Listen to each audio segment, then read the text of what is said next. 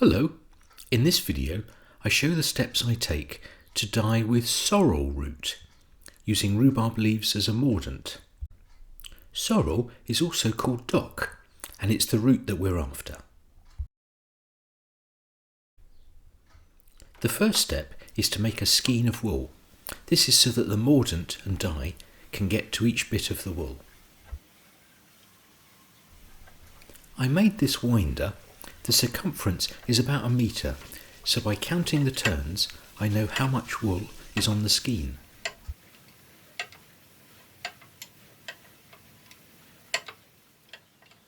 It's important to make little cross ties. These keep the skein in order while it's being handled.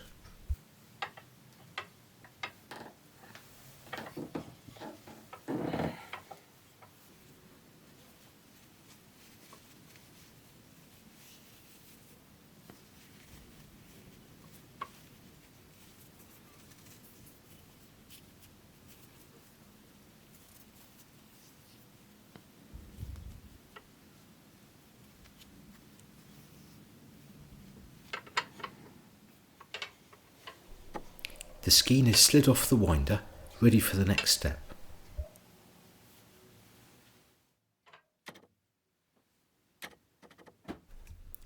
The wool needs to be scoured before it can take a mordant. Scouring is just intense cleaning. I use a squirt of dishwasher liquid and let the wool soak overnight. I'm careful while handling the wool here so that it doesn't felt up when it goes into the lukewarm water.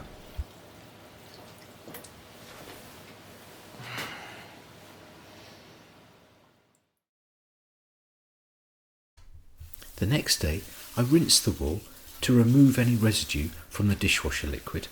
Again, I'm careful when handling the wool to minimise felting. The wool needs to be mordanted so that the dye can stick to it. Without a mordant, the dye isn't as vibrant or as fast. A natural mordant can be made from boiling up rhubarb leaves. The oxalic acid, which is released, acts as a mordant. I tear the leaves into smallish bits so that the acid can be released.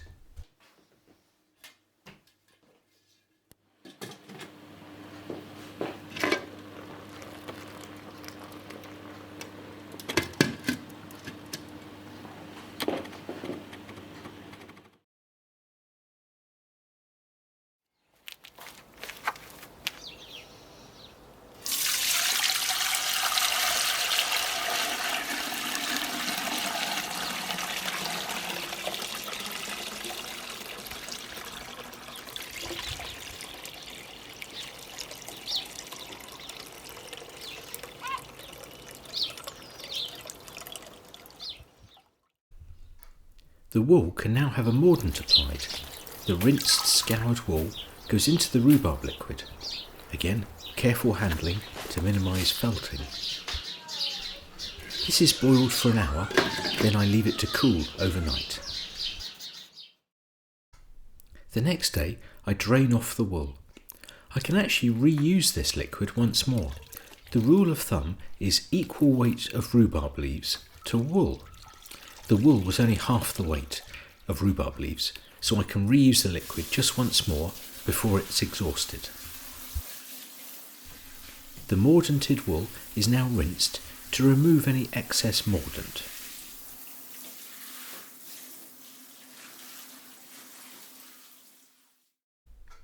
Now it's time to dig the sorrel root.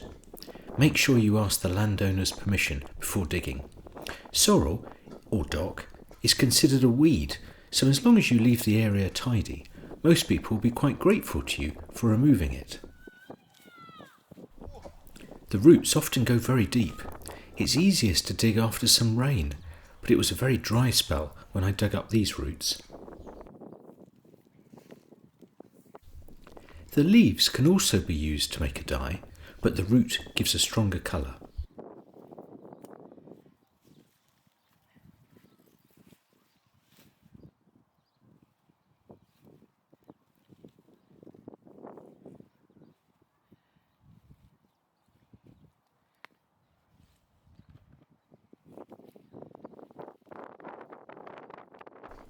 Sometimes you get lucky and a big long root comes out all in one go. The mud can be scrubbed off and the roots cut into small pieces so that the colour can come out.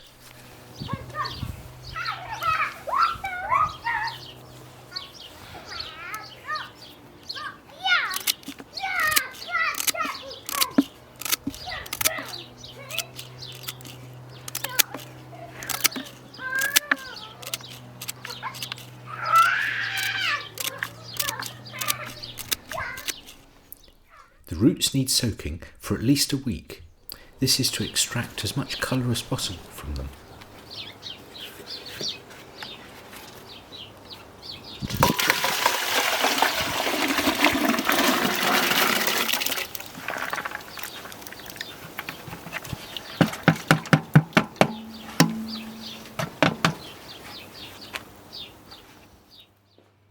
These cut roots need boiling for an hour. I leave them to cool overnight too.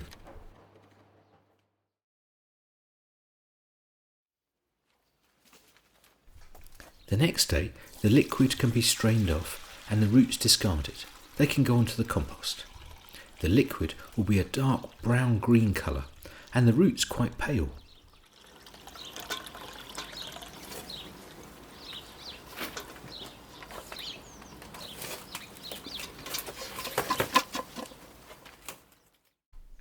The dye is now ready, the wool has been mordanted so it can be dyed. The wool is placed into the dye pot gently to avoid any felting and boiled for an hour. It's important there's enough liquid in the dye pot to cover the wool, so here I just add a bit of water to make up to the level.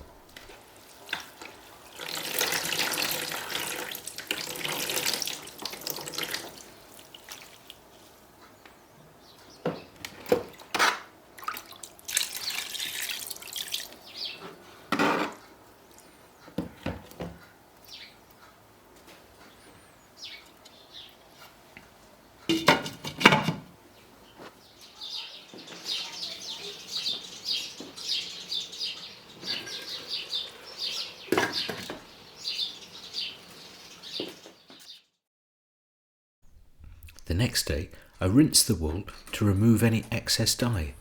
There's only a little bit coming out, so most of it will have stuck to the mordant.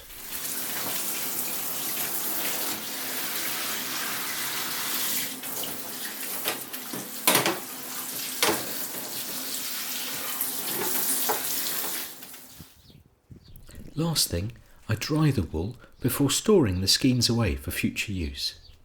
It feels very special to use wool that you've dyed yourself from natural and renewable plants.